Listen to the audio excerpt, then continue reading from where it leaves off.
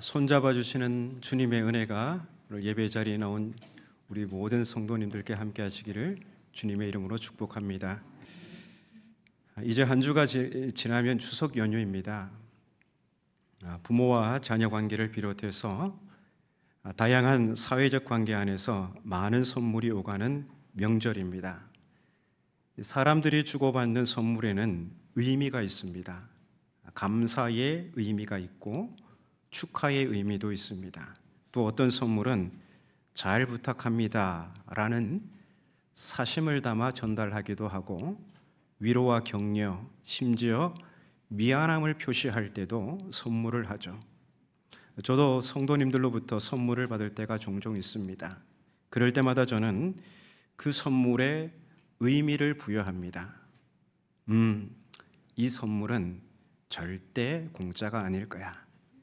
절대 순수한 마음으로 주는 게 아닐 거야. 이 선물에는 성도님들의 이런 저런 바람이 담겨 있을 거야. 제가 부교역자로 사역할 때 꾸준히 선물을 제공해 주는 분들이 계셨습니다. 기도 동역자들인데요. 그중 두어 분이 매월 소정의 도서비를 후원해 주셨습니다. 많은 액수는 아니지만 그 선물의 의미를 생각하면 그 무게는 결코 가볍지 않습니다. 목사님, 좋은 목사님 되세요. 이 돈 가지고 책 사서 열심히 읽으시고 연구해서 올바른 복음을 전하는 그런 바른 목사님이 되세요. 이런 말씀은 안 하셨지만 그 소정의 도서비 안에는 그 의미가 내포되어 있다고 저는 생각이 됩니다.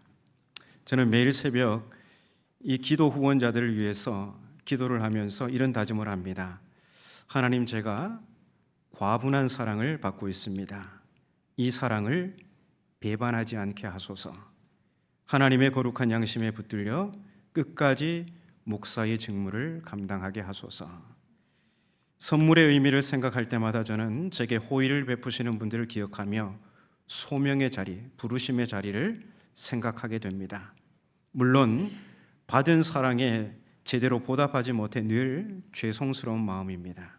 그러나 분명한 것은 성도님들의 순수한 사랑을 배반하지 말자라는 다짐을 매일 하게 됩니다.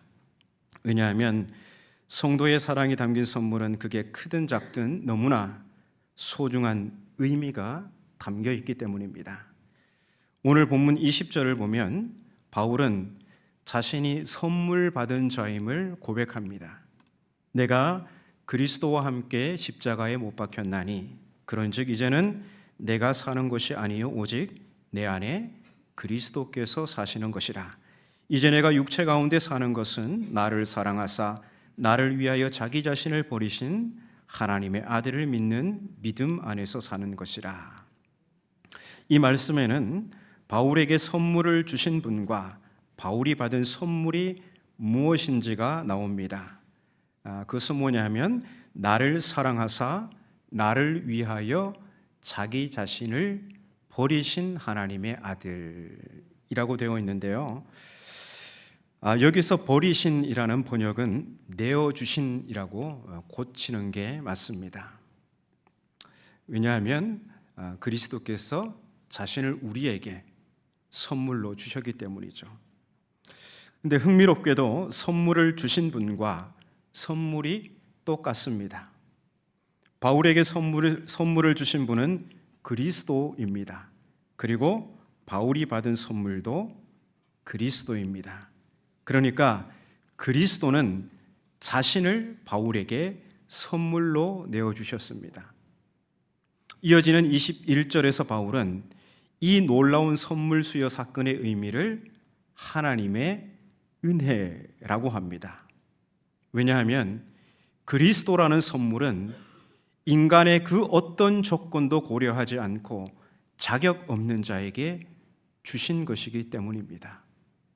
즉 민족적 혈통이나 사회적 지위, 성별에 상관없이 오직 은혜로 주어졌습니다. 그래서 바울에게 있어서 그리스도라는 선물의 의미는 하나님의 은혜입니다. 이 선물의 의미를 아는 사람은 그냥 있을 수 없죠. 그것도 그 선물을 받을 자격이 없는 자에게 주어진 은혜라면 더더욱 그렇습니다. 그래서 바울은 곧바로 이렇게 다짐합니다. 나는 하나님의 은혜를 무효로 돌리지 않겠습니다.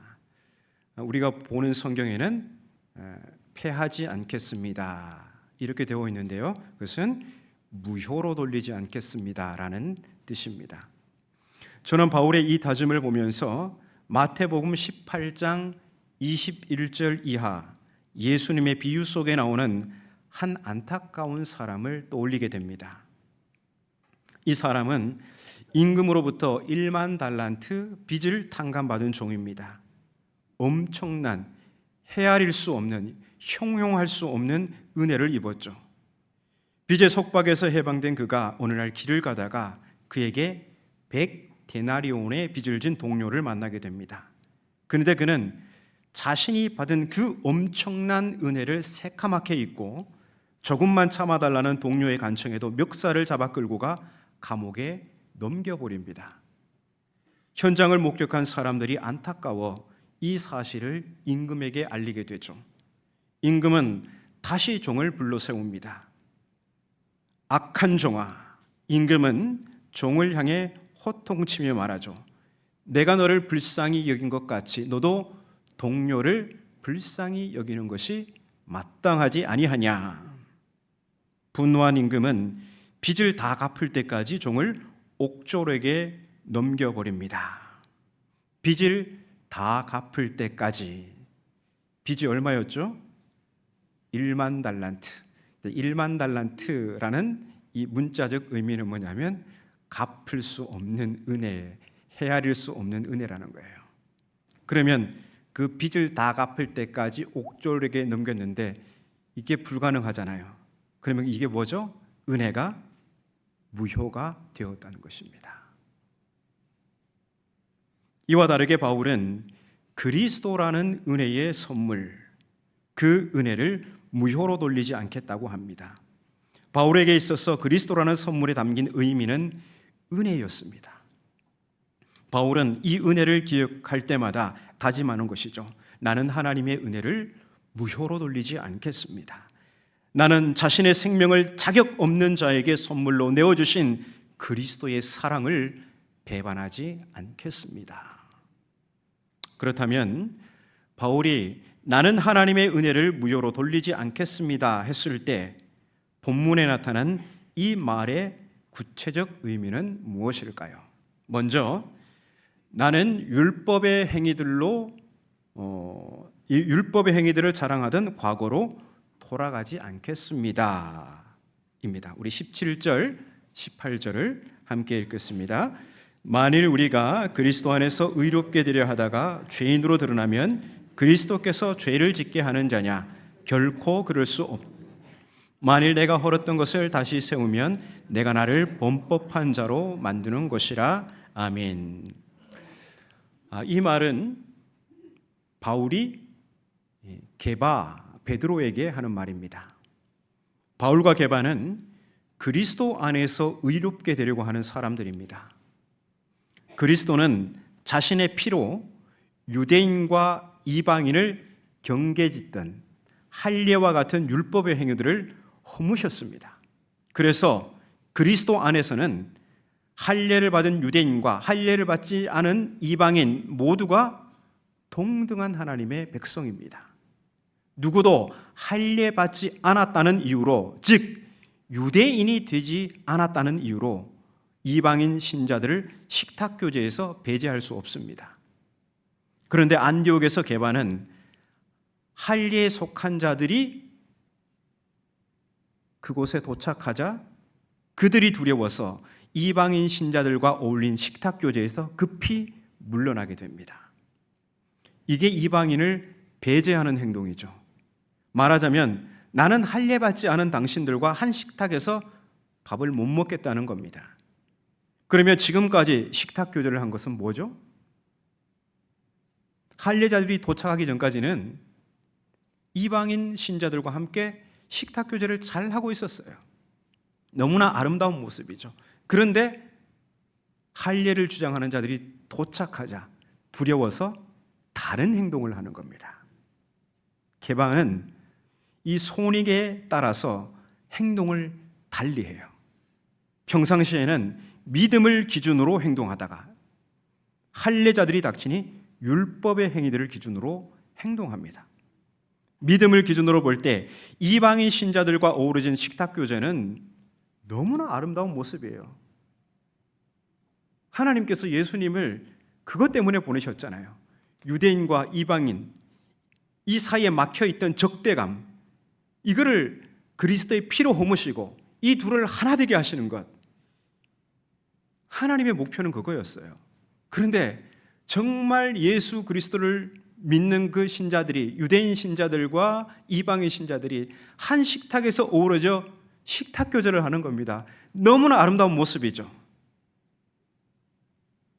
그런데 율법의 행위들을 기준으로 볼 때 이 이방인 신자들과 식탁 교제는 유대인의 정체성을 훼손하는 겁니다.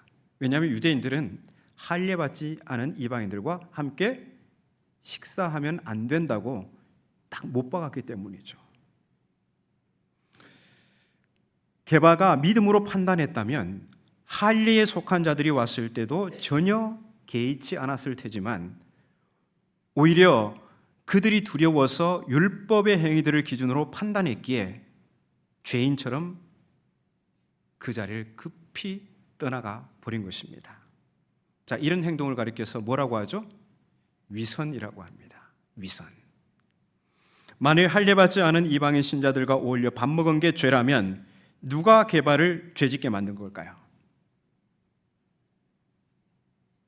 할례받지 않은 이방인 신자들과 어울려 밥 먹은 게 이게 정말 죄라면 누가 이 게바를 죄짓게 만들었어요? 예수님이죠. 왜냐하면 예수 안에서 그 상관없다고 했으니까. 게바는 그리스도 안에서 발견한 복음의 진리, 곧 그리스도 안에서는 유대인과 이방인 모두가 동등한 하나님의 백성이라는 이 복음의 진리를 따라서 아무 거리낌 없이 이방인 그리스도인들과 식탁 교제를 한 겁니다. 만일 이것이 잘못이라면 게바를 죄짓게 만든 장본인은 그리스도가 됩니다. 물론 이것은 말도 안 되는 주장이죠. 게바 자신이 그리스도께서 허무신 것, 곧 유대인과 이방인을 경계짓는 율법의 행위들을 다시 세우는 죄를 범한 것입니다. 바울이 보기에 이러한 게바의 행동은 그리스도를 통해 알려진 복음의 진리를 배반하는 행동, 곧 하나님의 은혜를 무효로 돌리는 것이었습니다. 하지만 게바는 잘 알고 있습니다. 의롭게 되는 일에 율법의 행위들은 가짜 해답인 것을 말입니다. 그러면 바울은 왜 갈라디아 교회에 편지를 보내면서 이런 이야기를 하는 것일까요? 그리스도께서 허무신 것을 다시 세우고 하나님의 은혜를 무효로 돌리는 게바의 행동은 다름 아닌 현재 갈라디아 신자들의 모습이기 때문입니다. 안디옥 이야기는 갈라디아 신자들의 실체를 비추는 일종의 거울 역할을 합니다. 어디 그뿐이겠습니까? 안디옥 사건이나 갈라디아 신자들의 행태는 오늘 우리를 보는 거울이기도 합니다. 물론 우리는 그리스도 안에서 곧 예수 그리스도를 믿음으로 의롭게 되려고 하는 사람들입니다. 우리 중 누가 인간적 조건으로 의롭게 되려고 하겠습니까? 게바도 마찬가지입니다. 그는 분명 예수 그리스도를 믿음으로 의롭게 되려고 하는 사람입니다.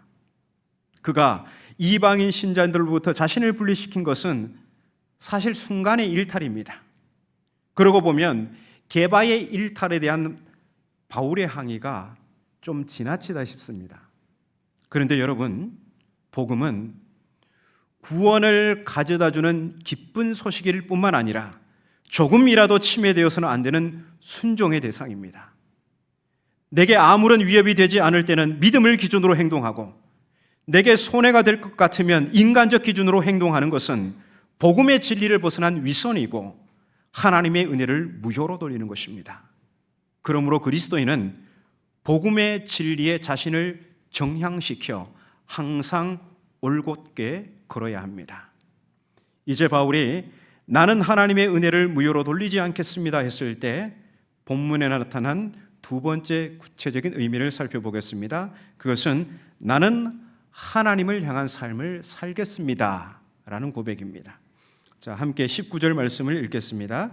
내가 율법으로 말미암아 율법에 대하여 죽었나니 이는 하나님에 대하여 살려 함이라. 아멘. 우왕좌왕하는 게바와는 달리 바울은 하나님의 은혜를 무효로 돌리지 않으려고 다시는 율법의 행위들을 자랑하던 과거로 돌아가지 않겠다고 했습니다.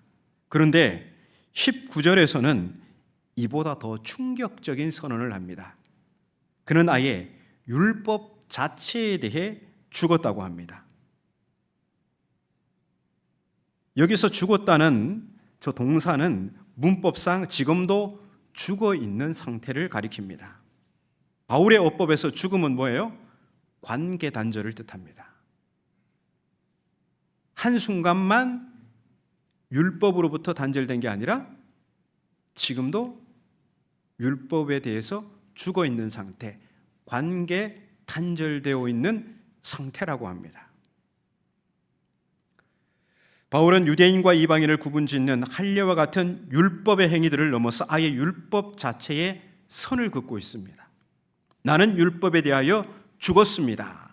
더구나 율법에 대해 죽은 이유가 하나님에 대하여 살기 위해서라고 하죠. 자, 이 선언은 유대인들에게 있어서 가히 충격적인 말이 아닐 수 없습니다. 왜냐하면 유대인들은 율법이야말로 하나님을 향한 삶의 열쇠라고 믿었기 때문입니다. 그런데 문제는 나는 율법에 대하여 죽었다고 해놓고 바울은 이 충격적 선언이 뭘 의미하는 것인지를 설명해 주지 않습니다. 그래서 우리가 바울의 이 충격적 선언을 이해하기 위해서는 그리스도를 만난 후 율법을 대하는 바울의 입장을 면밀하게 살펴보아야 합니다. 이 시간을 통해 그것을 자세히 다룰 수는 없고요. 간략하게만 말씀드리겠습니다. 자, 그리스도를 만나기 전이나 그리스도를 만난 후 율법에 대한 바울의 기본적 입장은 동일합니다. 율법은 거룩하고 의로우며 선하다. 이것은 그리스도를 만나기 전이나 만난 후나 똑같은 바울의 입장이에요. 그런데 그리스도를 만난 후 바울에게 이 율법이 새롭게 보이기 시작합니다. 율법은 거룩하고 의로우며 선하기는 하지만 참을 수 없이 연약하다는 사실입니다. 그리스도를 만나기 전 바울은 여타 유대인들과 마찬가지로 율법이야말로 하나님을 향한 삶의 열쇠라고 믿었습니다. 하지만 그리스도를 만난 후 바울이 깨달은 사실은 율법에는 하나님을 향한 삶을 살도록 돕는 능력이 없다는 것이에요. 율법이 탐내지 말라 했지만 탐내지 않는 그 삶의 능력을 율법 자체가 주는 것은 아니라는 것이죠. 탐내지 말라는 이런 거룩한 가르침은 주지만 실제로 그렇게 살 수 있는 능력은 율법이 주지 못하더라는 겁니다. 그래서 바울 자신은 율법의 가르침을 따라 선을 행하고 싶지만 정작 원하지 않는 악을 행하고 있는 자신을 보게 됩니다. 그래서 바울은 로마서 7장 24절에서 이렇게 탄식합니다. 오호라, 나는 곤고한 사람이로다. 이 사망의 몸에서 누가 나를 건져내랴. 바울은 율법의 가르침을 따라 하나님을 향한 삶을 살고 싶었지만 계속해서 헛발질하고 있었습니다. 마치 몸부림을 칠수록 더욱 급속히 빠져들어가는 늪과 같이 율법에 집착하며 몸부림 칠수록 그는 더욱 절망의 나락으로 떨어지는 자신을 발견하게 됩니다. 오호라, 나는 공고한 사람이로다. 그런데 이 깊은 절망의 골짜기에서 그리스도라는 은혜의 선물이 자격 없는 바울에게 주어집니다. 그리고 그리스도라는 은혜의 선물 안에는 하나님을 향한 삶을 가능하도록 돕는 성령이 있음을 발견하게 됩니다. 그리스도를 만난 후 바울은 깨닫습니다. 하나님을 향한 삶의 열쇠는 율법이 아니라 성령이구나. 그런데 율법 혹은 율법의 행위들은 성령을 줄 수 없고 예수 그리스도를 믿는 믿음이 성령을 받는 수단임을 알게 됩니다. 그게 이제 3장에 나오는 내용이에요. 바울은 하나님을 향한 삶을 가능히 하는 성령을 받기 위해 성령을 줄 수 없는 무기력한 율법에 대하여 죽어야 했고, 나를 사랑하사 나를 위하여 자기 자신을 선물로 주신 하나님의 아들을 믿는 믿음 안에서 살기로 결단한 것입니다. 그 반면 지금까지 잘해왔던 게바는 안디옥에서 할례자들이 두려워서 다시 연약하기 짝이 없는 율법으로 돌아가는 것입니다.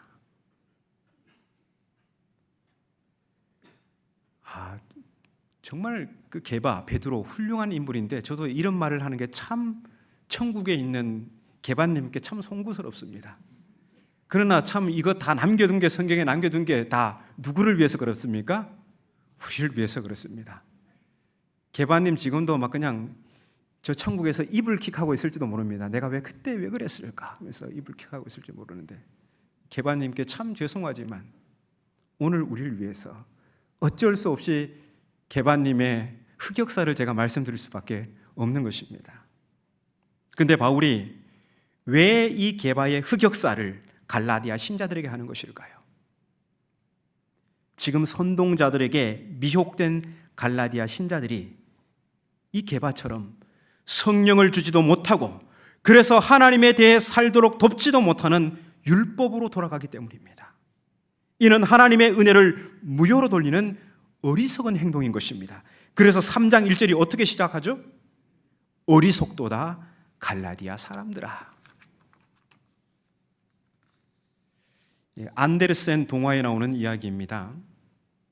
어느 추운 겨울날 한 젊은 어머니는 병든 어린 아들을 간호하고 있었습니다. 이때 어떤 노인이 찾아와 먹을 것을 달라고 구걸합니다. 어머니가 부엌에서 노인에게 줄 음식을 가지고 와보니 이 노인이 어린 아들을 데리고 사라져 버렸습니다. 젊은 어머니는 아들을 찾아 나섰다가 호수에 빠지게 됩니다. 이때 호수의 요정이 나타나 두 눈을 준다면 호수를 건너게 해주겠다고 합니다. 어머니는 자식을 찾으려는 일념으로 망설임 없이 두 눈을 주고 호수를 건너갑니다. 앞을 볼 수 없는 형편으로 길을 가다가 이번엔 계곡에 추락해서 가시나무 속에 빠지게 됩니다. 가시나무가 제안하기를 어머니의 가슴은 사랑으로 뜨겁다고 하니 그 뜨거운 가슴으로 나의 얼어 빠진 이 몸을 녹여주면 내가 구출해 주겠다, 이렇게 말합니다. 어머니는 연약한 몸으로 가시나무를 얼싸안고 당신의 체온으로 녹여줍니다. 어머니의 체온으로 추위를 이기고 싹이 돋은 나무는 그 어머니를 내팽개칩니다. 그래서 어머니는 피를 흘리면서 그 가시나무 속에서 벗어나게 됩니다. 아들을 찾아 또 가다가 이번에는 묘지에 들어섭니다. 묘지를 관리하는 요정이 나타나서 아들의 행방을 가르쳐 주는 대가로 그 어머니의 젊음을 요구합니다. 젊은 어머니는 아들을 찾으려는 모성애로 늙은 요정의 늙음과 자기의 젊음을 바꿔서 결국 노파가 됩니다. 그래서 결국 아들이 있는 곳까지 마침내 도달하게 됩니다. 예수께서 우리를 사랑하셔서 우리를 찾아오신 과정도 이와 같습니다. 하늘 보좌를 버리시고 육신을 입고 이 땅에 오셔서 온갖 고초와 수모와 조롱을 당하셨습니다. 가난한 자, 억눌린 자, 죄인이라고 낙인 찍히며 사람 구실하지 못하고 사는 그들을 끌어안고 자신의 온몸으로 그들의 경직된 몸과 마음을 녹여주셨습니다. 보지 못하는 자 보게 하셨고 마침내 십자가 그 제단 위에서 하나도 남김없이 모두 우리를 위해 내어주셨습니다. 우리가 받은 은혜의 선물은 그리스도라는 생명입니다. 말로 형용할 수 없는 이 은혜를 과연 세상 무엇과 바꿀 수가 있겠습니까? 그리스도보다 세상을 사랑하는 것은 은혜를 무효로 돌리는 것과도 같습니다. 이 세상의 그 어떤 가치도 우리에게 성령을 줄 수가 없습니다. 우리를 하나님을 향한 삶을 살도록 돕지 못합니다. 우리로 하나님을 향한 삶을 가능하게 하는 성령님은 오직 그리스도라는 은혜의 선물 안에 감추어져 있습니다. 그러므로 그리스도를 향한 일편단심의 믿음으로 날마다 성령 충만하여 하나님을 향한 삶을 살아감으로 오직 은혜를 은혜되게 하고 오직 은혜를 자랑하는 우리 모든 성도님들이 되시기를 주님의 이름으로 축복합니다. 다시 복음으로 함께 말씀에 응답하여 찬양하겠습니다.